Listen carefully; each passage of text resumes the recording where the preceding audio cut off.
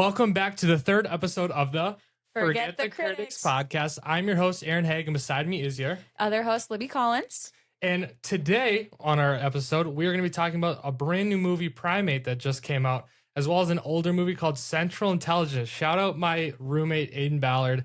He told me it's one of his favorite movies ever, and I should watch it. And we did, in fact, do that, and we will be talking about it. But before we get to that, we are going to be running it back with our last segment in episode 2, which was the 2026 blind ranking movies. And we're going to give Libby another 5 movies. We're going to give her the overview of them. She's not going to know what comes next, and she's going to need to rank them. And we're going to make it clear this time. We're going to say 1 is your favorite, like the movie that sounds the best that you want to watch. 5 being the worst movie. You don't want to watch it. I just have to clarify one thing really quickly. I don't know if anyone else caught on to this, but when my mom watched the last episode, she said you explained it in a very confusing way. And she agreed with me. She thought that I was rating them like 1 star to 5 stars. So it was a misunderstanding. I misunderstood you, and I apologize for that. But let's get into it today. I'm excited to see what you will be reading to me. Okay. So, to start off, The Odyssey comes out July 17th, 2026. I'm really excited about this movie. The upcoming 2026 The Odyssey, directed by Christopher Nolan, one of the GOATs, will adopt Homer's epic poem about the Greek hero Odyssey. I'm not going to read that full name. Difficult 10-year journey home to Ithaca after the Trojan War. Featuring mythical creatures like Cyclops, Sirens, and Sorceress Does that say Circle? I don't know. Alongside his wife, Penelope, fending off suitors, with Nolan promising a grand IMAX spectacle exploring themes of perseverance, temptation, and homecoming. So it's basically like Greek stuff. Yeah, mythical creatures. And to add on to it, just like a little bit more glam, if that doesn't sound already amazing to you, Christopher Nolan directed the Dark Knight movies, so the Batman movies. He directed Oppenheimer, Interstellar.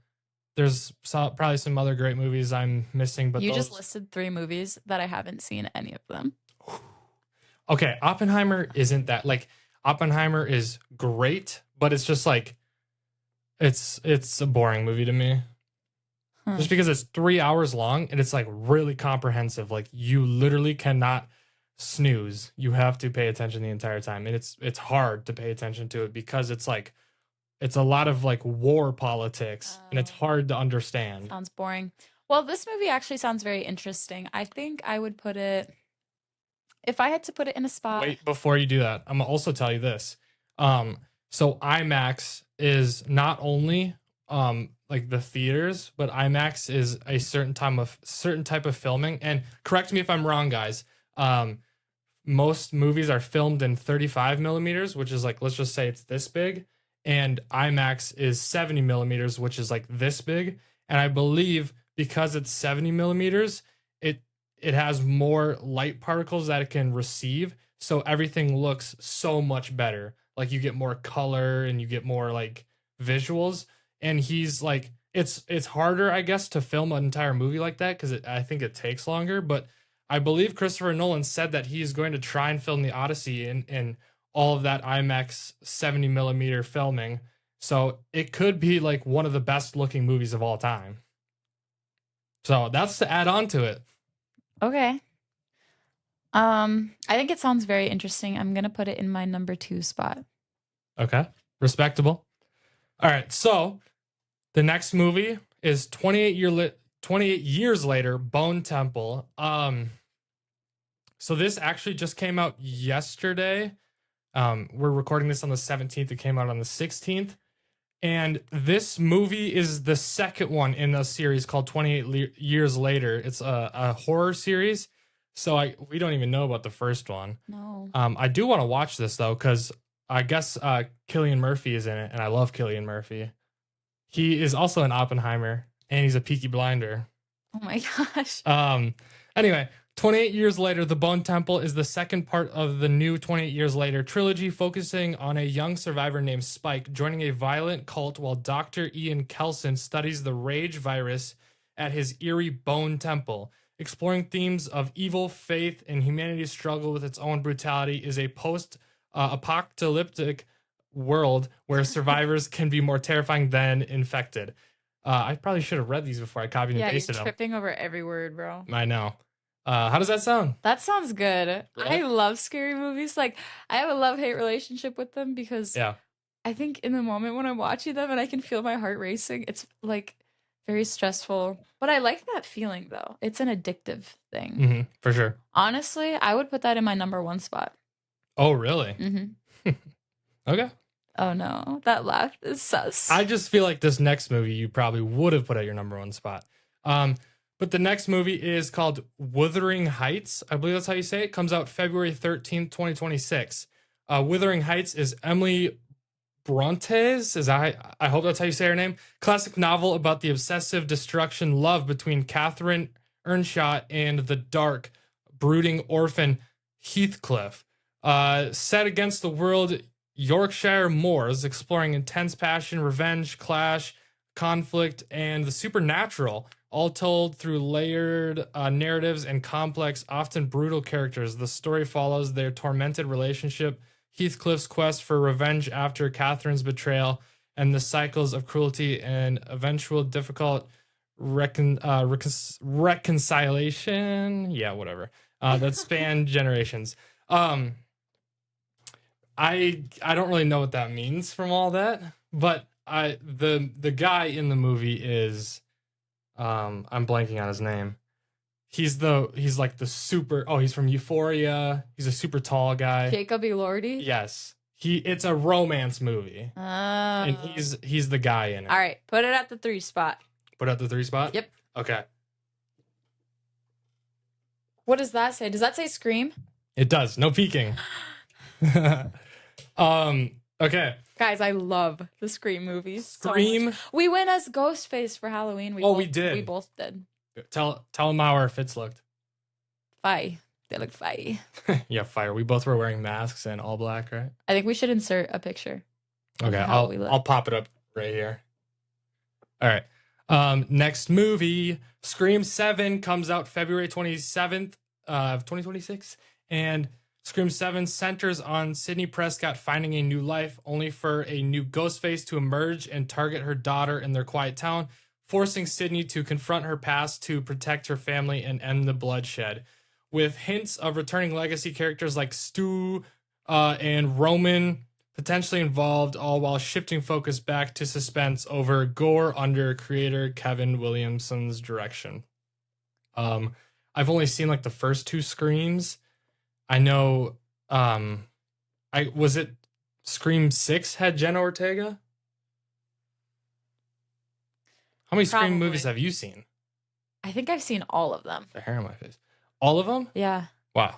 So I'm excited that Stu is coming back. Stu is a fan favorite. Is he the one that's like, what's up? Or is that? He's the one, he's like blonde and he's kind of like stupid. You know in the first movie how there's 2 killers? And wait, Stu, what's the one guy's name? Billy Loomis? Billy's the one who's got like dark hair, kind of like combed back, but Stu has like shorter hair. He's like, you have to know who I'm talking about. Wait, wasn't what movie was it where it was the stupid cop? He was the killer. Like Scary Movie? Oh, I'm completely mixing up movies right now. I'm thinking of Scary Movie where it's the idiot cop who uses the vacuum. That's such a funny movie. Yeah. No. I like those too. Well, okay, Scream sounds so good. I'm excited that they're making another one. Yeah. I wonder who the actors are in that movie. All right, well, put it at the 4 spot. Put it at the 4. Okay. All right. Last movie, The Bride, comes out March 6, 2026.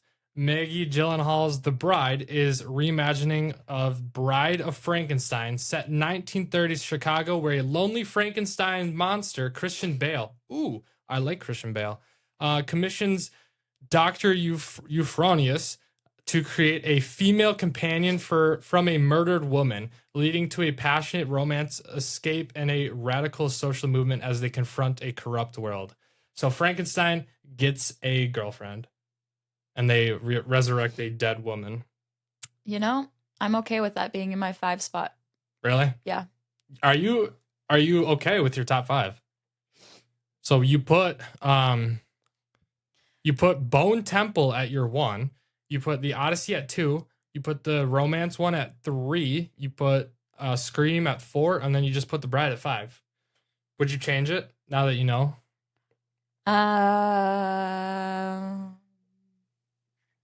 Yeah, I probably would. I'd probably put.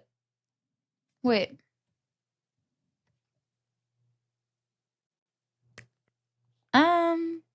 Actually, no. I think I'm good with how it is. Maybe I would change. Maybe I would put Scream above the romance one. Scream above the romance one? Yeah, that's valid.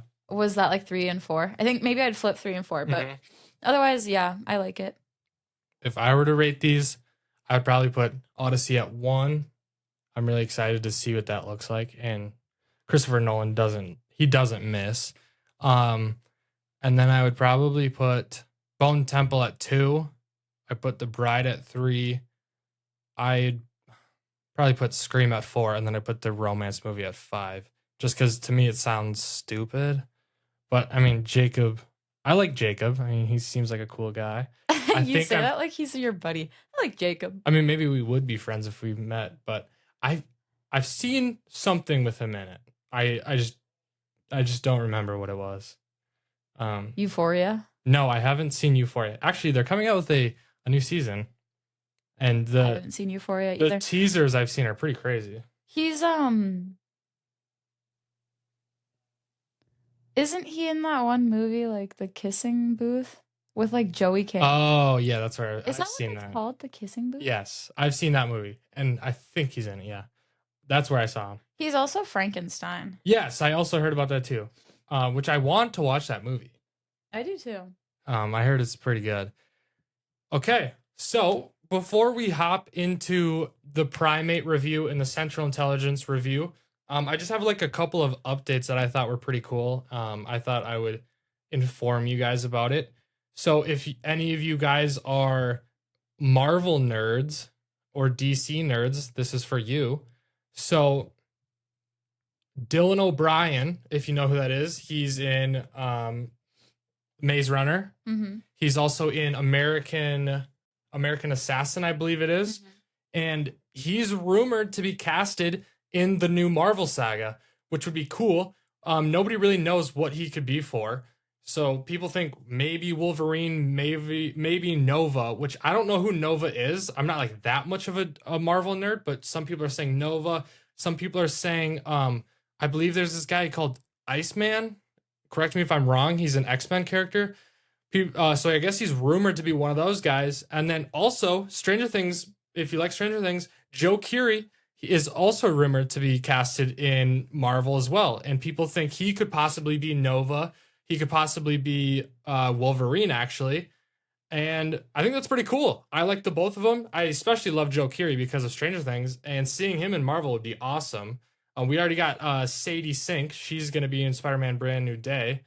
And I think other people are petitioning for Maya Hawke to be in it, I believe. But I don't know what character she'd be, what she would be good as. But yeah, that's a little update on the Marvel side of things. DC side of things, if you like Batman, the Batman Part 2 is, they've got a little bit of a leaks for who they're going to be the cast. We got Robert Pattinson again as Batman. We have Sean, I'm blanking on his name, but he's the Winter Soldier from Marvel. He's actually going to be Two-Face in DC, which that would be interesting. I believe they also have Scarlett Johansson from Marvel casted as Harvey Dent's wife, which is Two-Face. So that would also be interesting. I believe there's some other actors I forgot, but those are like the main actors that I thought were pretty cool. Kind of an interesting crossover from taking Marvel actors and bringing them into DC. I wonder how that's going to go off. But yeah, it's a little bit of an update. Let's move into Primate. What you think? Primate was a good movie. Yeah. Like, that was one of those movies.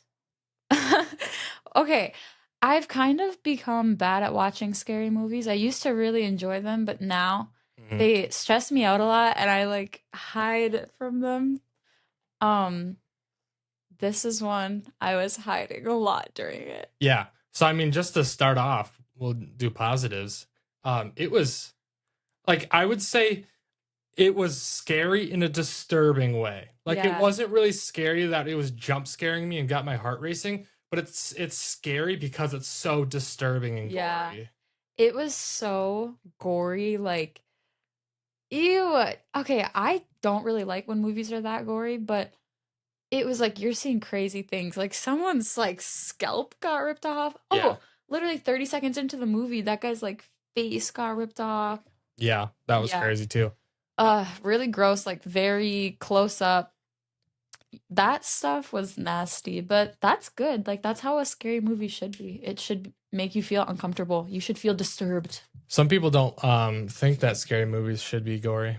That like Well, then a there good are scary. different styles. Like Yeah, I suppose. there are ones about like ghosts that aren't necessarily as gory. Hmm. Some of the best scary movies are like The Anticipation, Yeah. which I that is like a different type of scary movie. Yeah. But I mean, yeah, there were times where I would look over at Libby and she was literally covering her face. She could not watch the scene, and I would watch it just because like I know it's not real, so it doesn't disturb me. But if I knew it was real life, I'd be like, oh, I can't really watch this. Ugh. But I mean, yeah, there was one scene where a guy literally falls down a cliff and lands on his head, and you watch it. Um, it was okay. Also, for people who don't know what Primate is, it's not based on a true story, but it's like taking events from a real story and just like heightening it. So it's about a chimpanzee who gets rabies and basically kills an entire family because they have it as a pet, and it's like being studied about how smart chimps are. And yeah, it gets rabies because of a mongoose, and it goes crazy and kills Yeah. everyone. The family in the movie lives in a very like secluded place in Hawaii, so it's like a perfect, you know, area environment to have Right. a chimp. Yeah, exactly. And their mom studied communication between chimps and humans. So Mhm. they all had this very close relationship with it. Like it really was a part of their family. Mhm. And in the movie, one of the like daughters of the family has some friends over. They all meet the chimp, you know. It's super cute. Like it was really cute. It was wearing a little t-shirt and stuff. Yeah, and it had an iPad that it could use. Yeah, and it would like talk. It would say like your name and then it would say like, you know, whatever. But yeah, so like the communication part was definitely there. But yeah, like you said, a mongoose got into its little cage. It got rabies and it turned on everyone. Like nobody could control it anymore. Yeah.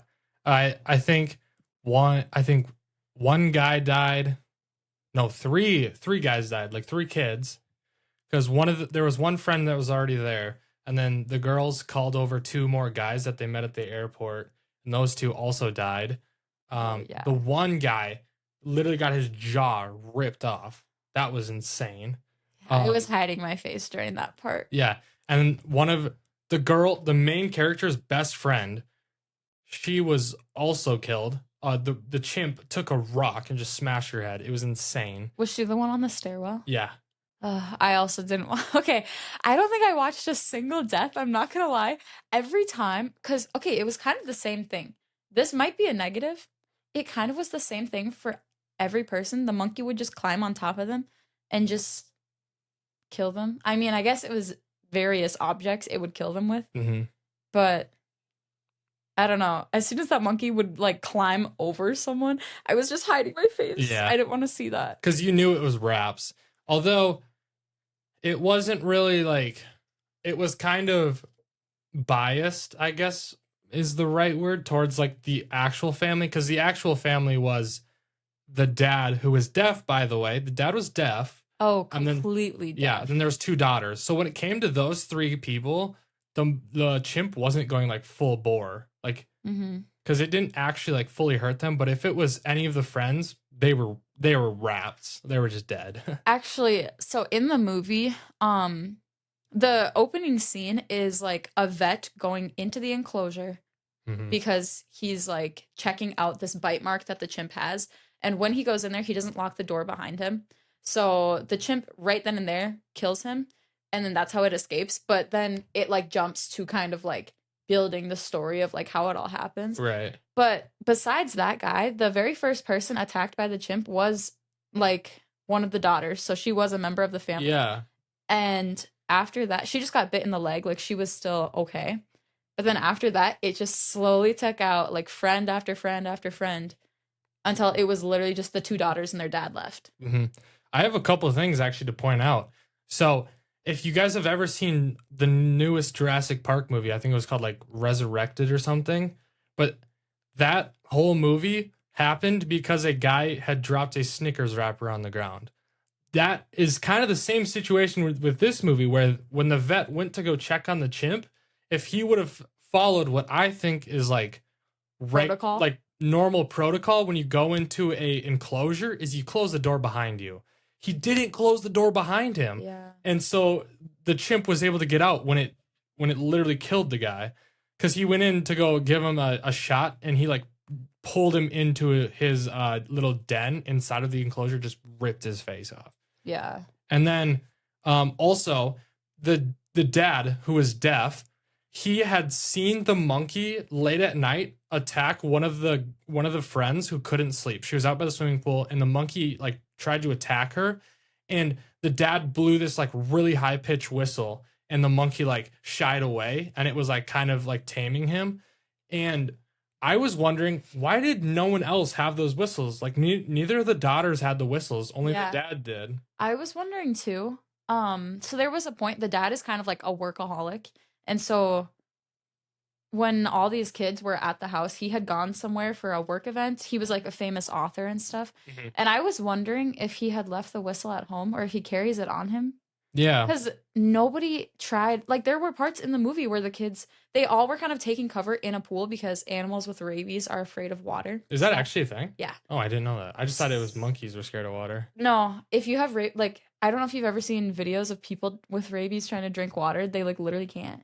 What? It's really weird. I did not know that. I think rabies kills you from dehydration.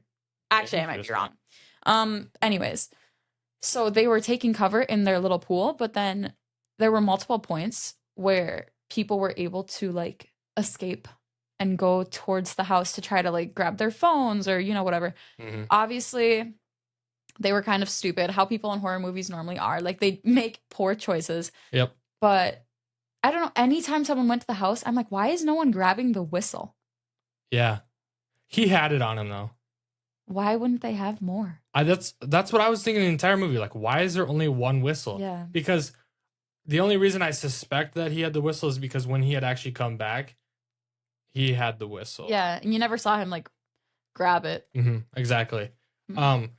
Also, that was another thing, was when he was away on that work trip, he had already seen the monkey attack the girl. Mm-hmm. He had seen the monkey with a chunk out of his arm, and he saw a dead mongoose in the cage. Uh-huh. So they had said that there aren't any rabies in Hawaii. Like there's never been a case of rabies in Hawaii.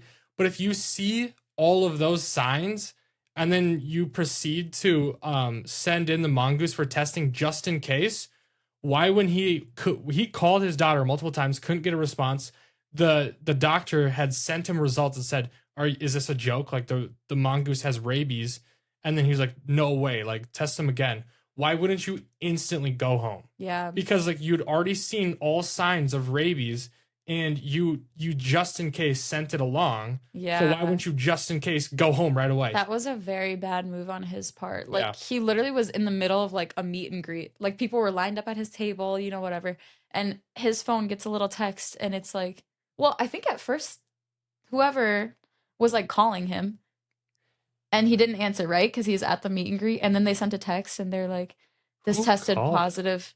The person who tested Oh yeah, the doctor. they were like, this tested positive for rabies. And he's like, what?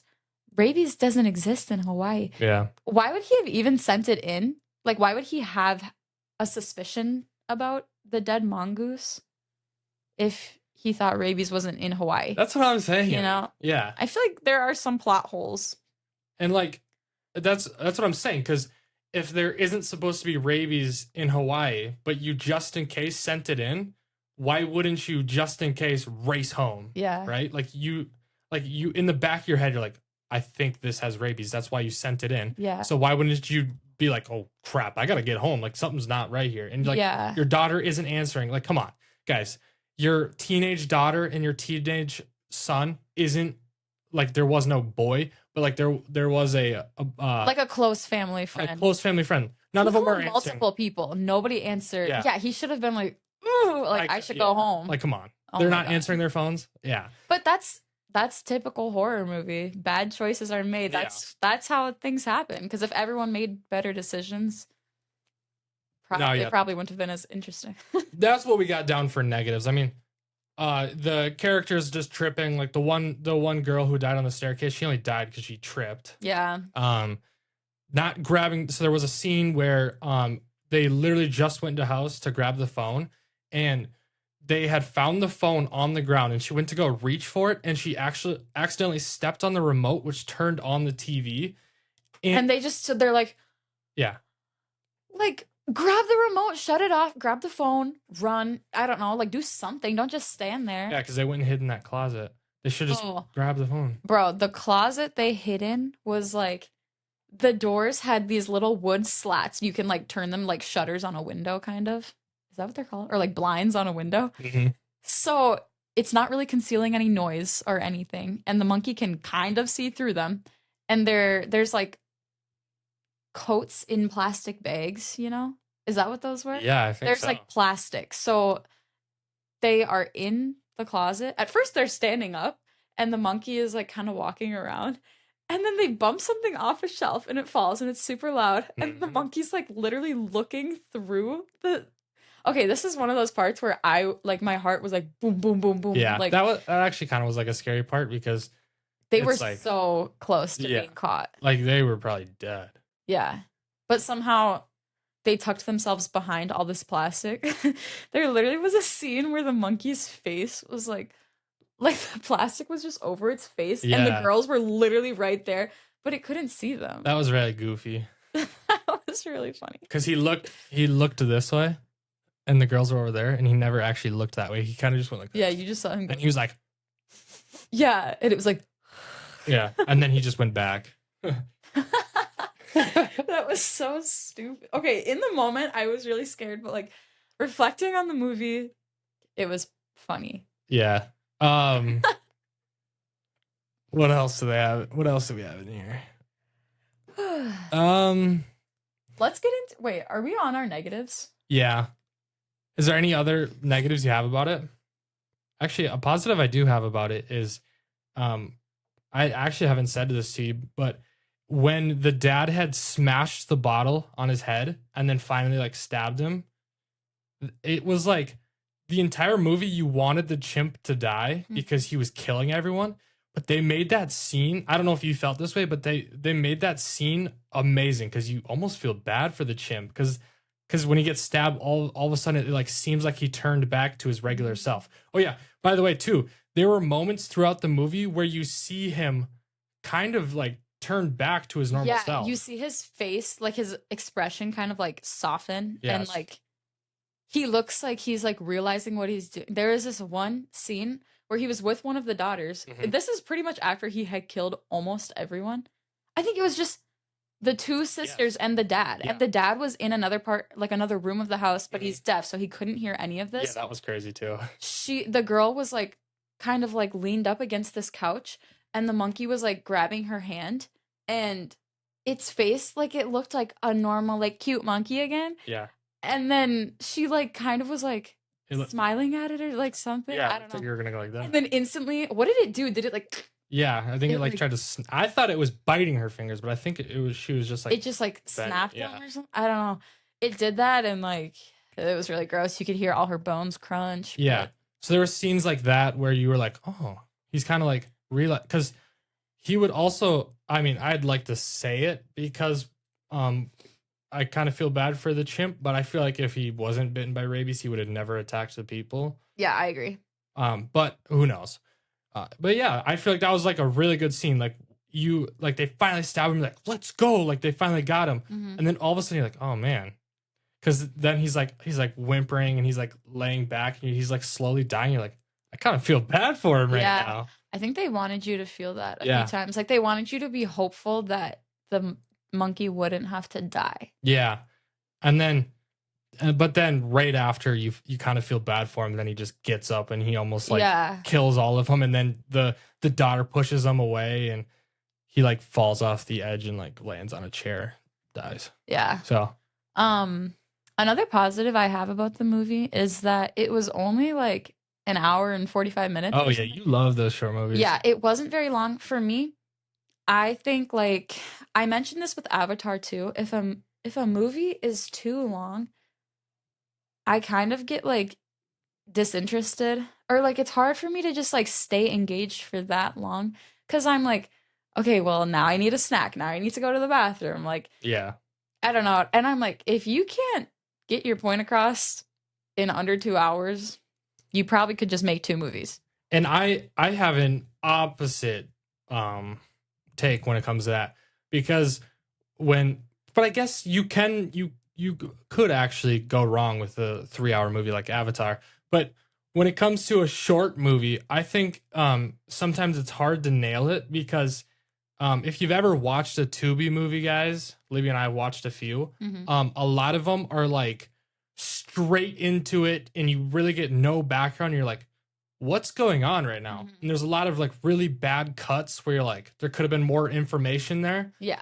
And so I think when it comes to an hour and a half movie, sometimes it could be hard to fit in like background information and also having like a lot of really good action. So I feel like it's easier when it's a longer movie because then you can give really good background information. I think the genre of movie determines how long the movie should be. Because I think for a horror movie, I don't think I want to watch people get killed for 3 hours straight. I think a horror movie is definitely a movie where you can get away with it. And I think the suspense of how quickly things are building, you know, like boom, boom, boom, like things just keep happening. The hits keep coming. I think that's really good for a scary movie because it doesn't give you a minute to like settle back down. Like you're constantly at the edge of your seat and you're just like building and building and building. Yeah, for sure. But yeah, with like other like funny movies, you know, those you can watch a little bit longer. Yeah. But then at the same time with a long movie, you could mess it up because you're just like constantly having action. And I guess I could see how you wouldn't like that. But you ready to move on? Yeah, I think so. Okay. So, long awaited Central Intelligence. We did watch this. Here it is, Aiden. You better be watching this. We reviewed it. You better watch it. So Central Intelligence is a Dwayne the Rock Johnson. Dwayne the Jock Ronson. Dwayne the Jock Ronson. Is that a good nickname for him? No. I hope he sees this. That's your new name. So yeah, it's a Dwayne the Jock Ronson movie, and it's a Kevin Hart movie. Always a good duo. And basically the movie is about how The Rock is he's a CIA agent, and Kevin Hart is like a kid or a guy who peaked in high school, and he way back when in high school he did a nice thing for The Rock, who used to be fat in high school, and he got like thrown into the gym fully naked. He got thrown into a pep rally fully naked, like fresh out of the shower. And he never returned to school after that.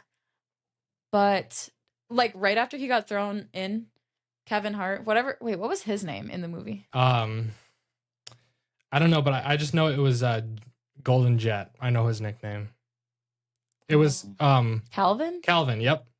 Calvin, but they called him the Golden Jet. The Golden Jet. And The Rock's name was, well, in high school he had like a different name. Robbie Weirdick. Oh yeah, Robbie Weirdick. Yeah. But he changed his name to Bob Stone because he was so embarrassed. But basically what happens is So you kind of see the little background scene, like from high school, when Robbie Weirdick is thrown butt naked into the gymnasium, like the pep rally. Calvin hands him his jacket. He kind of covers himself up and then he walks out of the gym. Very embarrassing for him. But, the Golden Jet did a good deed. And then Yep. many years later, there's like this high school reunion, like the 20 year 20 years. 20 year reunion coming up. And Calvin is at work and he gets a little like friend request from a guy named Bob Stone. Obviously, he doesn't recognize the name, but it turns out to be the kid from high school. And then they start hanging out. Calvin kind of gets roped into this whole mess with the CIA. Yep.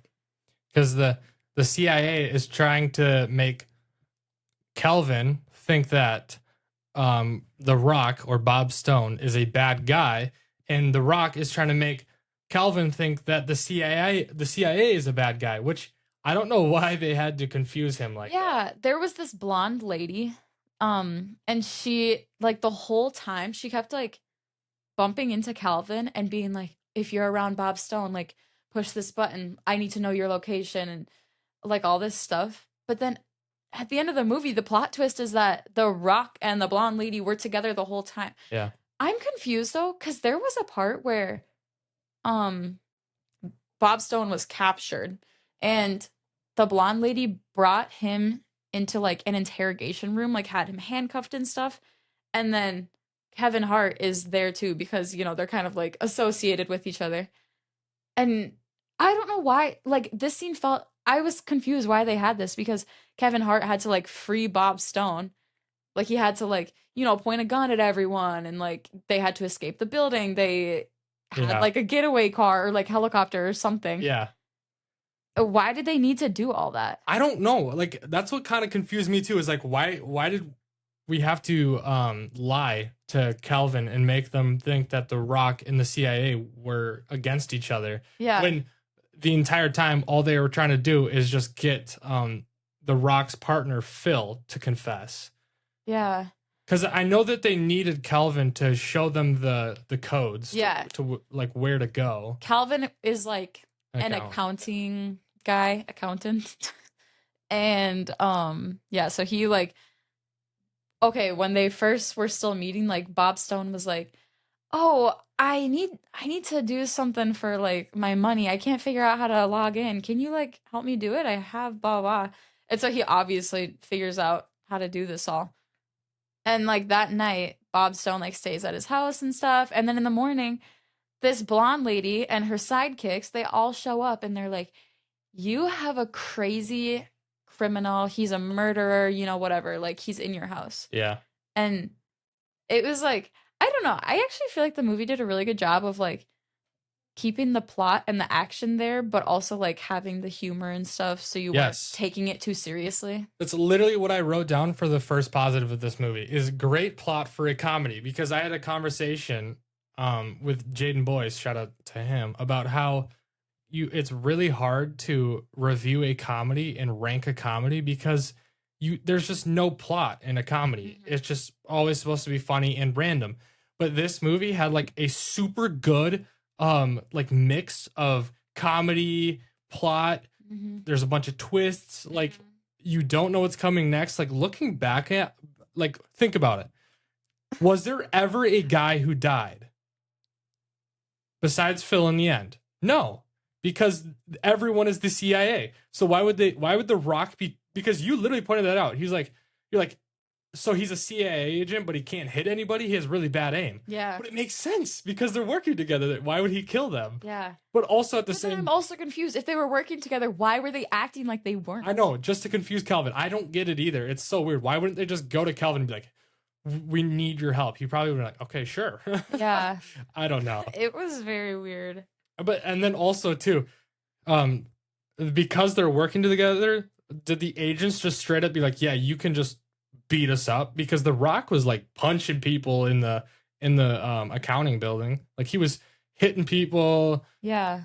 So they were just like, "Yeah, sure. We'll get beat up for this whole plot." Yeah. I don't know. I don't know. If anyone thought more about the plot, Let us know. Yeah, let us know in the comments. I'm actually very intrigued, like why they would have needed to do that. Yeah. And then just overall, let me know what you think about this. Good acting from The Rock and Kevin Hart, but I don't think it was like I don't think it was their funniest movie. Mm-hmm. Like it wasn't it didn't have, because it was balanced, it didn't have me laughing the other time. I will say though, it has one of the probably the funniest opening scene in a movie I've ever seen. Just The Rock like dancing in the shower, butt booty naked. That had me dying laughing. That like probably is the funniest opening like movie scene ever. I don't know. I don't think I've seen something funnier than that. That's really hilarious. Funny. That was a good hook. But yeah, I don't think this was their funniest movie, but it still was funny. Mm-hmm. I mean, they're amazing together. Like when they're in the couples therapy, I've seen clips of that on TikTok. Didn't realize it was this movie, and when I saw that, I thought it was very funny because I've seen the scenes before. That was very funny. When I thought it was really funny when The Rock kept slapping him. He's like, "Look into my soul, look into my eyes," and then finally, like Kevin slaps him back, and he's like, he looks over at, what was the wife's name? Maggie? Oh, I think it was Maggie. And The Rock looks over and he's like, he just hit us. You just hit your wife. You just hit us. And then she's like, you hit us. And he's like, who was us? And then he was like so bad. It was hilarious. Was so funny. Yeah.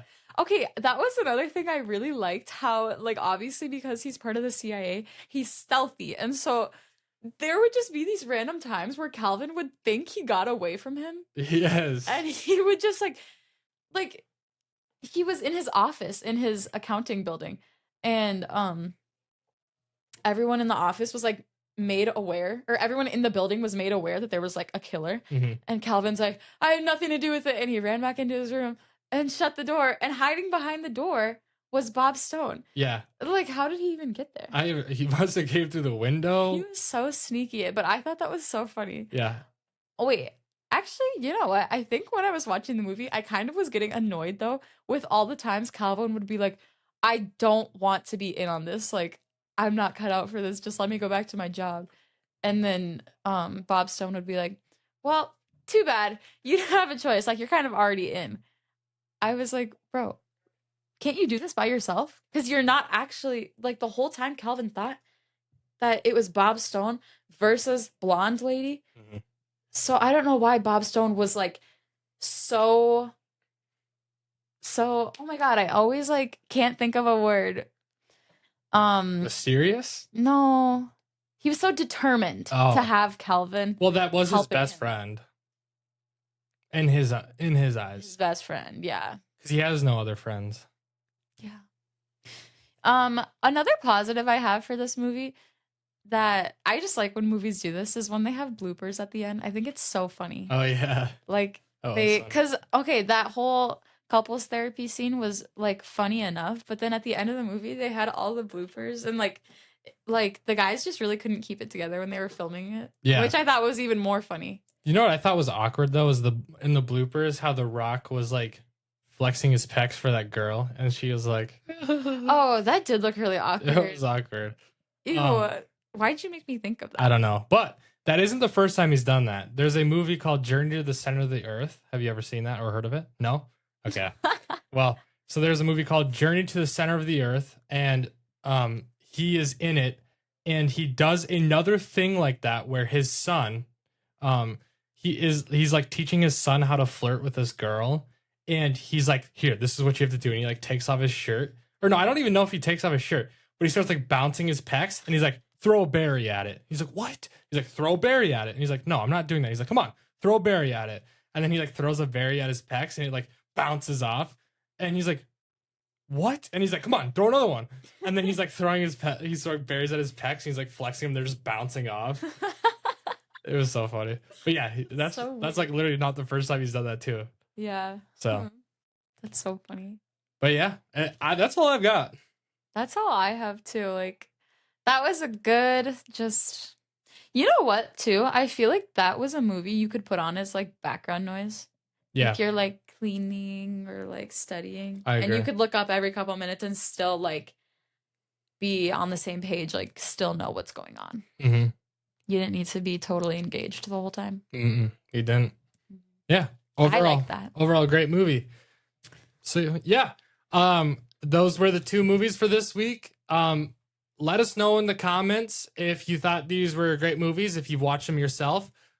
We don't always want to watch brand new movies. If you have any older movies that you want to see us watch and review, we'd love to do it. So drop those down in the comments. If you're watching on YouTube, subscribe, hit the like button. We are on Spotify and Apple Podcast. So if you want to, you can go and watch over there. So follow and hit the bell if you're watching on there. And as for next week's episode, I think maybe we'll watch 28 Days Later, The Bone Temple, because that just came out yesterday, and you ranked it number 1, I think, as your favorite movie out of that. That was 5. So we'll probably watch that, and we'll probably review that next week. And maybe we'll review another movie with it. We'll see. But thank you guys for watching. We'll see you in the next one. Wait, you stole my line. We'll see you guys next time. Peace.